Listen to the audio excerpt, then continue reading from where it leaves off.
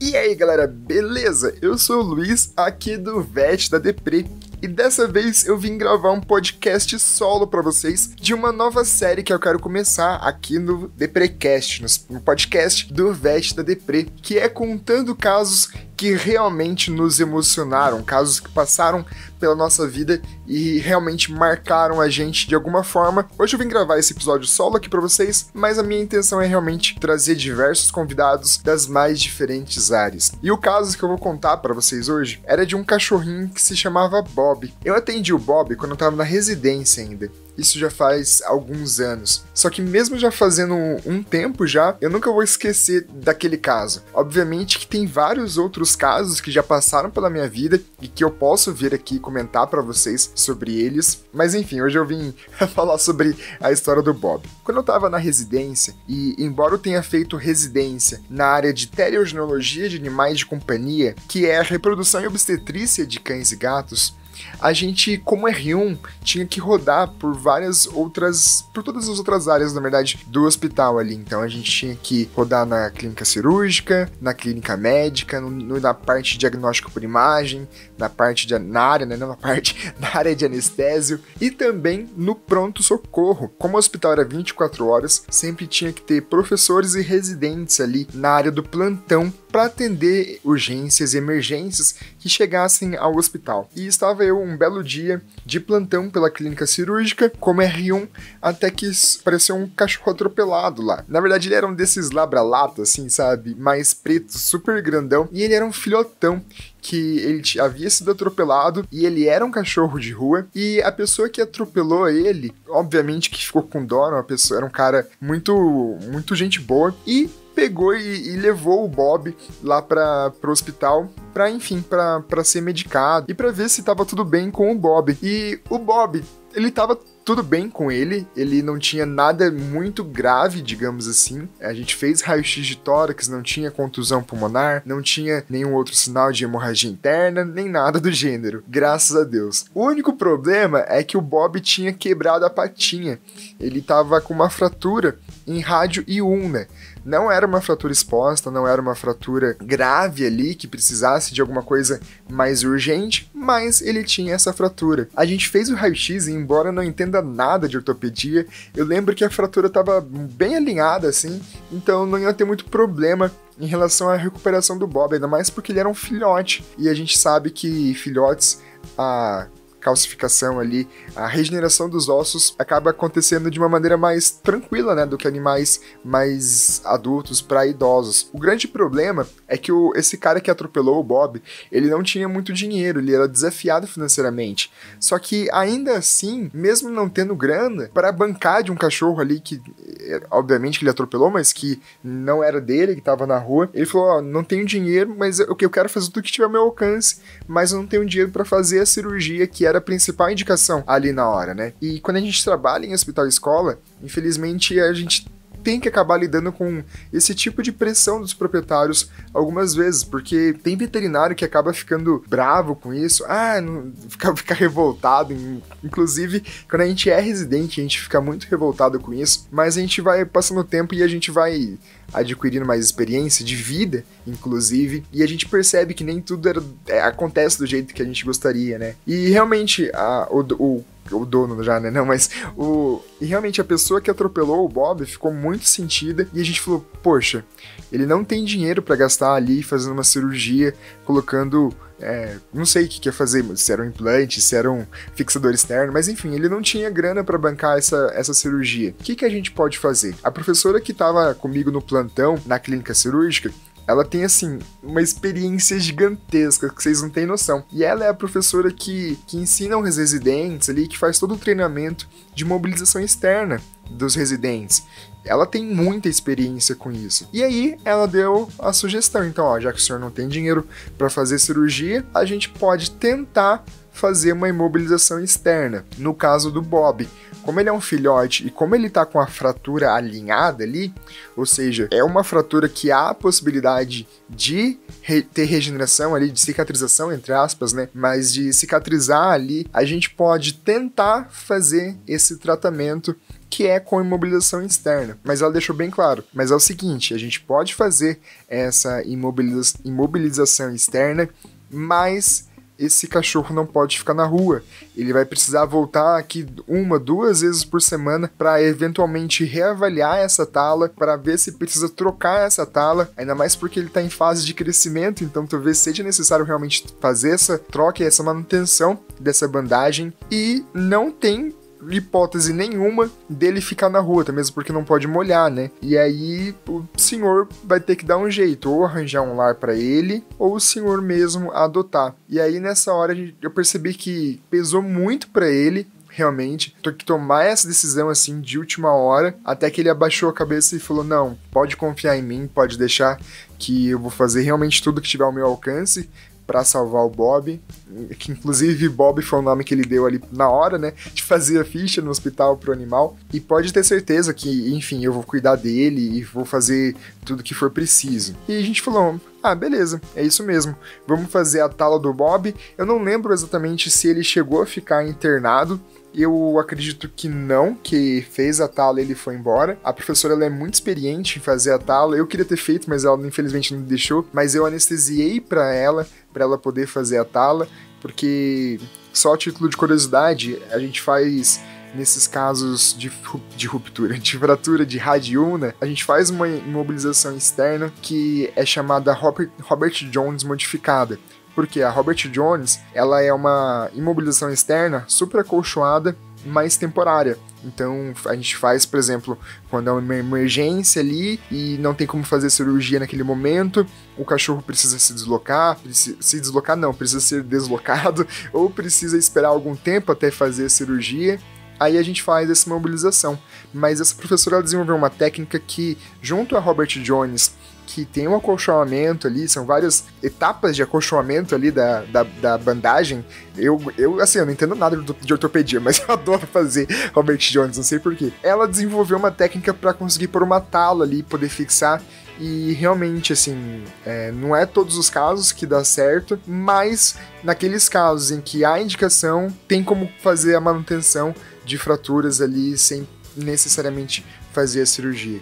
E foi o que a gente optou em fazer nesse caso. Ela fez a bandagem ali, ela fez a Robert Jones modificada com a tala, inclusive a gente faz com tala de PVC, é bem interessante fazer, eu fiquei bem surpreso na primeira vez que eu vi, porque pra quem é novo ainda na veterinária e tá ouvindo esse podcast, às vezes pergunta, e eu fiz essa mesma pergunta: poxa, mas não usa gesso em cachorro? Não, gente, a gente não usa, a gente não usa gesso nos cães. Mas enfim, aí ela fez a tala lá, eu continuei no pronto-socorro, ali porque a gente passa a semana inteira no pronto-socorro, e eu não tive mais contato com o Bob depois, nos retornos, porque quem fica responsável pelos retornos dessa parte da clínica cirúrgica de curativo, de troca de tala, é uma seção específica da área de clínica cirúrgica, que a gente chama de curativo e internamento. Então é esse pessoal que fica ali e a gente roda, cada semana a gente ficava em uma área. E foi muito legal, porque eu não lembro se foi mais ou menos umas 3, 4 semanas depois que eu atendi o Bob a primeira vez, eu tava rodando nessa área. E o Bob, ele voltou para fazer a reavaliação da última semana de tala. Fui lá, fiz o raio-x, tava super consolidado a fratura dele, e vocês não têm noção do que foi quando o Bob entrou na sala. Cara, é um labra-lata, né? Não tem como você descrever, assim, a felicidade que ele tava, inclusive no hospital mesmo. Poxa, ele foi várias vezes ao hospital, e toda vez que ele ia lá era uma alegria, mas o que mais me marcou naquele dia foi a felicidade do tutor dele, cara. Uma pessoa que atropelou o Bob algumas semanas atrás, que foi toda uma surpresa que aconteceu. Imagina, gente, você atropelou um labrador, que não é um cachorro pequeno, e aí você tem que dar conta de, assim, adotar do nada um labrador, cara. E ele foi lá, topou, e, cara, parecia que, assim, o Bob havia sido feito pra ele e ele havia sido feito pro Bob, sabe? O orgulho que ele falava do Bob, não porque o meu cachorro conseguiu se superar, conseguiu curar essa fratura, não, porque o Bob era super inteligente, ele faz isso. Cara, foi indescritível, assim. E uma coisa que a minha professora também, ela tava rodando na área nessa mesma semana, chamei ela pra atender, super feliz. Ela também ficou super feliz que deu certo o tratamento do Bob. E uma coisa que ela falou pro tutor também me chamou muita atenção e realmente me marcou também. Que ela falou assim: pode ter certeza que o Bob vai ser grato a você pelo resto da sua vida. E realmente era isso que o Bob sentia pelo novo dono dele, sabe? A cada lambida que a gente ia pegar o Bob, ou ele ia encostar no Bob, o Bob já vinha banando o rabo, querendo lamber. No final das contas, a gente acabou não tirando a tala dele ainda, porque a professora pediu para esperar mais alguns dias, só por precaução mesmo, sabe? Mas esse foi um caso que, cara, me marcou muito, assim. De uma maneira relativamente simples, a gente conseguiu curar uma fratura de um cachorro, de um filhote, que era de rua e que teve que ser adotado às pressas. A gente meio que transformou a vida do Bob. A gente não, mas o destino, né? Talvez o acaso, não sei se vocês acreditam em destino ou acaso, mas o que aconteceu ali, as estrelas, cara, transformou a vida do Bob, a vida do tutor dele e, consequentemente, a minha vida por ter atendido os dois e ter percebido que realmente tem horas na nossa profissão que a gente fala, cara, eu realmente nasci para ser médico veterinário, e essa foi uma dessas vezes. E eu sou muito agradecido por ter tido a oportunidade de ter esse caso logo no comecinho da minha formação. E foi por isso que eu resolvi também compartilhar essa história aqui hoje com vocês, porque realmente às vezes parece que a gente tá desmotivado com a veterinária, que a gente não quer ir pro hospital ou pra clínica, a gente parece que tá meio de saco cheio. Mas uma dica que eu dou, e que geralmente funciona comigo, é que quando vocês estão meio na bad, assim, galera, quando vocês estão sem vontade de fazer nada, desmotivados, eu sei que muitas vezes essa desmotivação é por grana, mas tenta deixar um pouco isso de lado, mas pensar nesses pequenos momentos de felicidade que você teve na sua profissão. Eu tive o Bob e dezenas de outros momentos, de outros pacientes, de outras felicidades que... É meio piegas falar isso e parece muita frase de estudante de graduação, mas lá no fundo acaba sendo um pouco real, assim, que às vezes uma lambida de um cachorro, ou de um paciente, de uma vaca, enfim, de qualquer ser que seja, que você ajudou ali no tratamento daquele ser, cara, é um pagamento que é indescritível, assim. Quantas vezes vocês já não... Por exemplo, atenderam um cachorro que estava super mal no pronto-socorro, ou que veio super debilitado, você, sei lá, uma coisa super simples. Isso também me marcou muito, várias vezes que aconteceu isso comigo. O cachorro com muita dor, você encostava nele com muita dor, você ia lá fazer um analgésico, sei lá, uma morfina, qualquer coisa, qualquer analgésico fosse, e só de você fazer aquilo de, sei lá, você às vezes colocar um pouquinho na fluida ali, ele já dá uma melhorada e ele te olha assim, de cara, muito obrigado por ter tirado a minha dor, sabe? Isso é uma coisa que realmente me marca, e eu queria saber se marca vocês também, tanto quanto eu.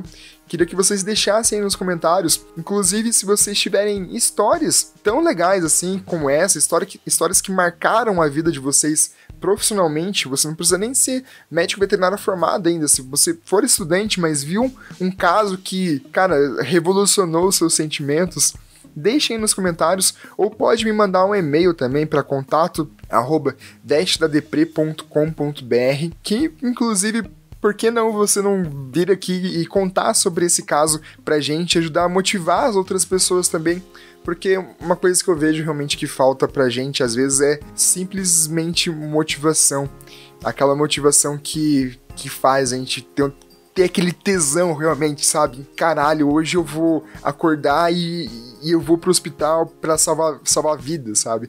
É meio que aquela frase do médico lá do Grey's Anatomy: hoje é um belo dia para salvar vidas. E eu acho que é isso, galera. Essa é mais ou menos a mensagem que eu queria passar aqui pra vocês. Um podcast super rapidinho, mas que com certeza pode ajudar a motivar várias pessoas por aí. Eu tenho vários outros casos super legais e que realmente me marcaram muito também durante toda a minha trajetória, mas é isso que eu falei. Se vocês conhecerem alguém que tem um caso super legal, se vocês quiserem vir aqui conversar comigo, bater um papo, e contar esses casos legais. Tenho certeza que tem muita gente ouvindo aí que tem uma experiência gigantesca, muito maior que a minha, e que com certeza também tem muitos casos super emocionantes para compartilhar com a nossa classe. Só me mandar um e-mail ou deixar nos comentários aqui do post, que vai ser um grande prazer. Beleza, galera? Por enquanto é só e até a próxima!